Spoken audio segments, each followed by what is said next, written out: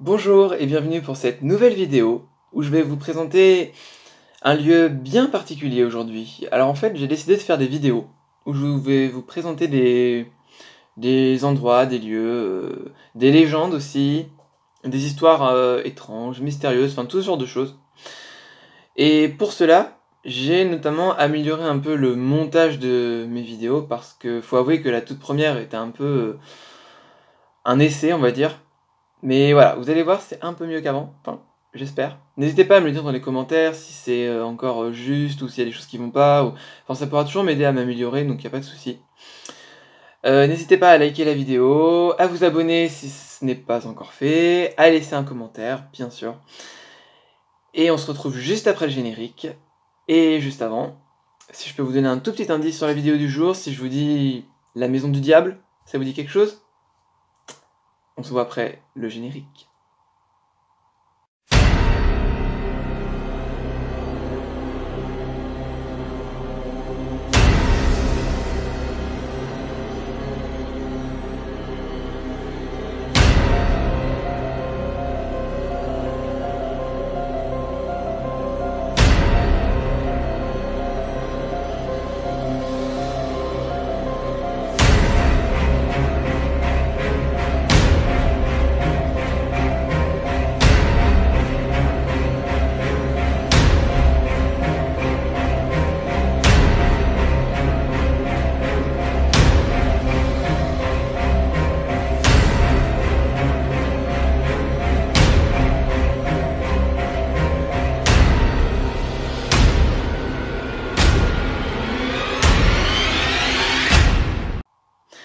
Alors effectivement, aujourd'hui on va parler de la maison d'Amityville.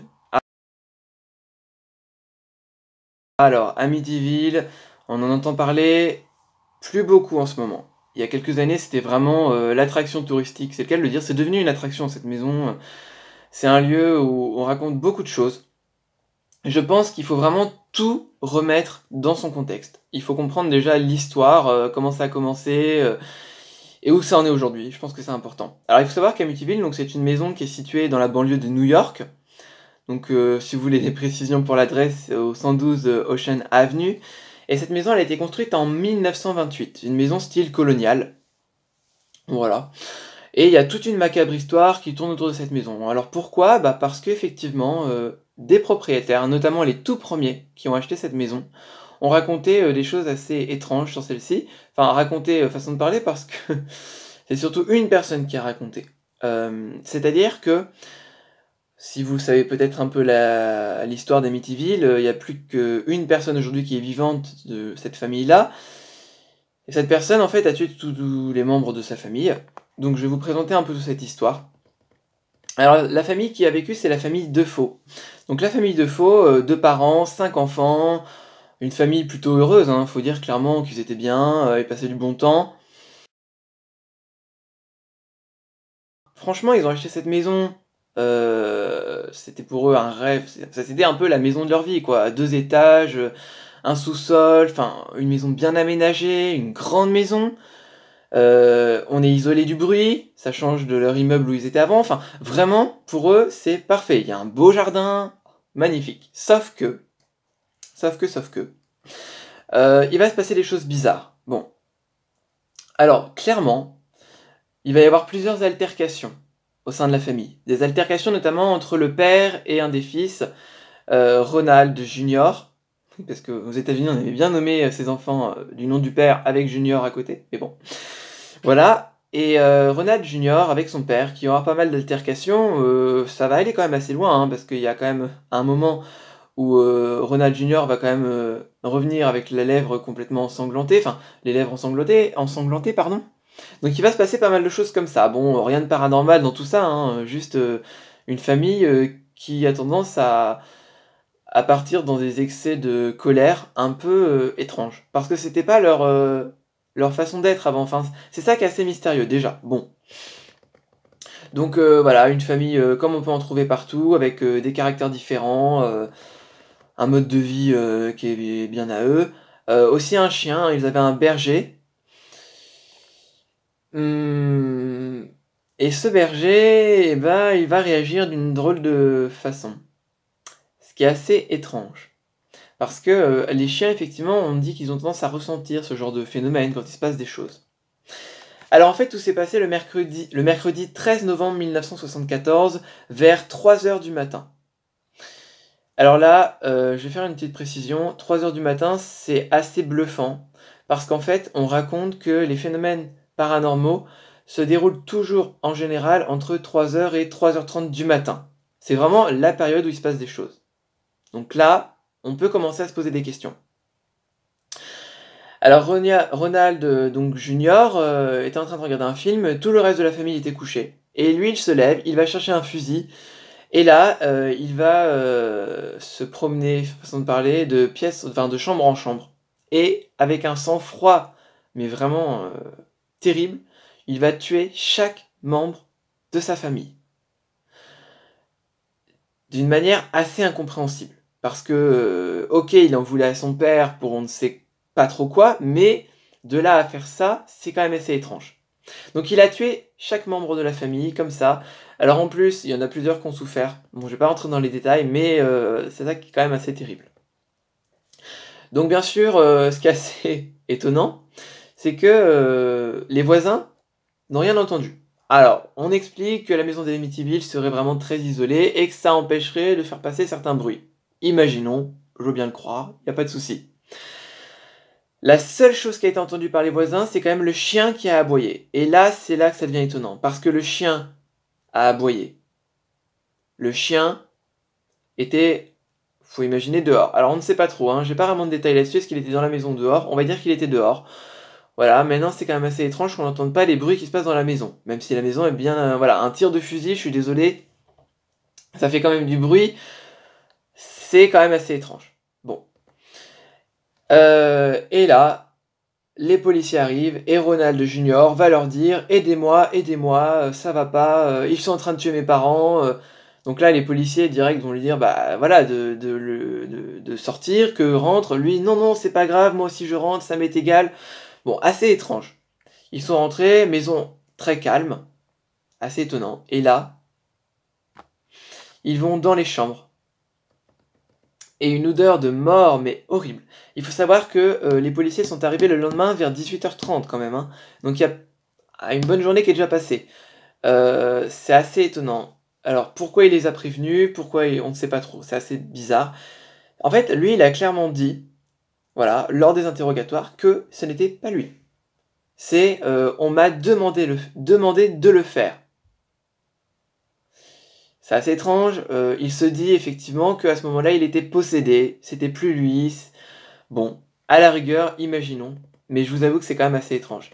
Les autopsies donc, ont révélé qu'effectivement, hein, il y a bien eu des coups de fusil. Il n'y a pas eu de... Les membres de la famille ne se sont pas défendus. Ils n'ont pas eu le temps.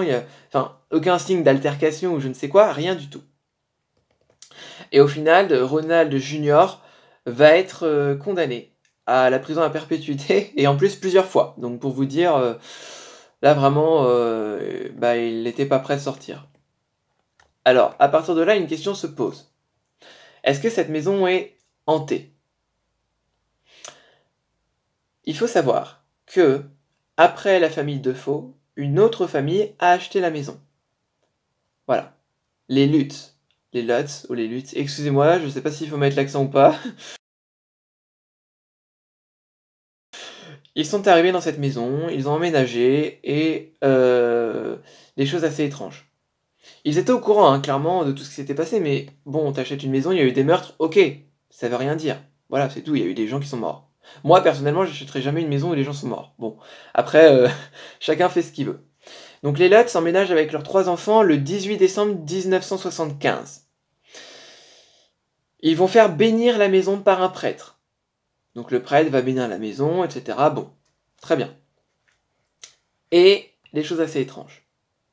On va faire des reportages dans la maison avec des émissions de télé, des médiums, etc.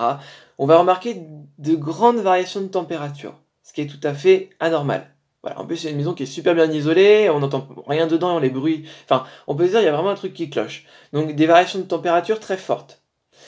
Une odeur écœurante de vieux parfums qui se dégage dans la maison. Mais alors pas une odeur de mort, hein, attention, vraiment de vieux parfums. On ne sait pas trop quoi, mais c'est étrange. La formation de taches noires à certains endroits, ça me fait penser à une autre affaire que je ferai plus tard dans une prochaine vidéo. Et l'apparition de nuées de mouches malgré la saison hivernale. On est en hiver, les mouches, c'est pas trop ce qu'on trouve partout quand même. Des nuées de mouches, pas possible. Mais alors le pire dans tout ça, enfin le pire, je ne sais pas si c'est le pire, mais c'est déjà pas mal, c'est George Lutz, donc le père, qui chaque nuit, enfin très régulièrement, est réveillé pendant la nuit à 3h15 du matin. Encore une fois, comme je vous explique au début de la vidéo, 3h, 3h30, phénomènes paranormaux, phénomène paranormal. Donc, c'est assez étrange. Cauchemar, peut-être, qu'il repense à ce qui s'est passé. Assez étrange quand même. Mélissa, la plus jeune fille de la famille, évoque, elle, la présence d'une amie, du nom de Jodie, qui vient la voir, qui lui dit qu'elle restera toujours dans la maison. Assez étrange. Alors oui, les enfants ont une imagination débordante, on le sait bien. Quand même. Des objets qui bougent tout seuls, phénomène de poltergeist. Des événements étranges, des fanfares qui défilent, enfin des bruits d'instruments, des bruits de bottes dans la maison, vraiment plein de choses qui apparaissent, des entités qui apparaissent, ils disent voir des silhouettes avec des capuches blanches, des démons cornus. Bon là ça devient un peu bon, je trouve un peu aggravé, je sais pas trop, ça devient un peu n'importe quoi. Mais il y a un événement qui a fait déborder, la goutte d'eau qui fait déborder le vase, comme on dit. C'est début janvier 1976, soit 28 jours après leur arrivée dans la maison. Donc vous imaginez tout ce que je viens de vous raconter là, ça s'est passé en 28 jours, donc c'est énorme. George Lutz n'arrive pas à trouver le sommeil. Il va boire un verre dans la cuisine. Il va voir sa femme pour la prévenir. Et là, qu'est-ce qu'il voit? Sa femme n'est plus à ses côtés, elle est en train de léviter au-dessus de lui. Alors ouais, vous allez me dire, il n'y a aucune preuve, on n'a pas... voilà, mais lui c'est ce qu'il a dit. Ce qui est étrange, c'est que à ce moment-là, ils ont paniqué. Et par contre, là, le fait vrai, l'élément véridique, c'est que à partir de ce moment-là, ils ont fait leur valise. Donc sa femme est redescendue, hein, voilà. Ils ont fait leur valise et ils se sont barrés à ce moment-là en pleine nuit. Et ils n'y ont plus jamais mis les pieds. Alors qu'ils avaient quand même un crédit sur le dos, etc., etc. Vous imaginez, 28 jours dans la maison, il y en a encore des choses à faire. Enfin, faut y aller pour payer la maison. Donc, ils ont quand même quitté la maison. Assez étrange. Bon. À partir de là, ils ont témoigné. Voilà, les Lutz, ils sont pas morts dans la maison, donc encore aujourd'hui, vous pouvez trouver des vidéos sur YouTube de témoignages, c'est assez intéressant. D'autres familles sont venues. Alors pas des tonnes, quelques-unes. Ils ont jamais dit qu'il y ait quelque chose dans cette maison. Jamais. Les Warren, Ed et Lorraine Warren, j'en parle pas beaucoup, c'est des enquêteurs paranormaux qui sont très connus aux États-Unis. Qui ont travaillé sur des enquêtes véridiques. Annabelle, Amityville, Conjuring, si vous connaissez les films, toutes ces histoires qui sont basées sur des faits réels, hein, c'est Ed et Lorraine Warren qui ont travaillé dessus.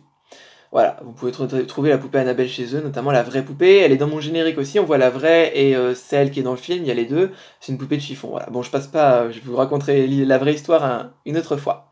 Ed et Lorraine Warren sont venus, et selon eux, la maison est construite sur un ancien cimetière indien, ce qui expliquerait ce qu'il s'y passe. Bon. Depuis, on raconte pas grand-chose. Il s'est rien passé. Juste, la maison aujourd'hui, si vous êtes intéressé, elle est à vendre.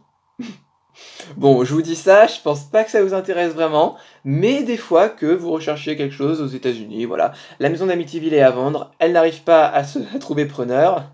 Étrange. Donc si ça vous intéresse, hein, n'hésitez pas, foncez. Voilà, je vous laisse. Hein, moi je vais pas.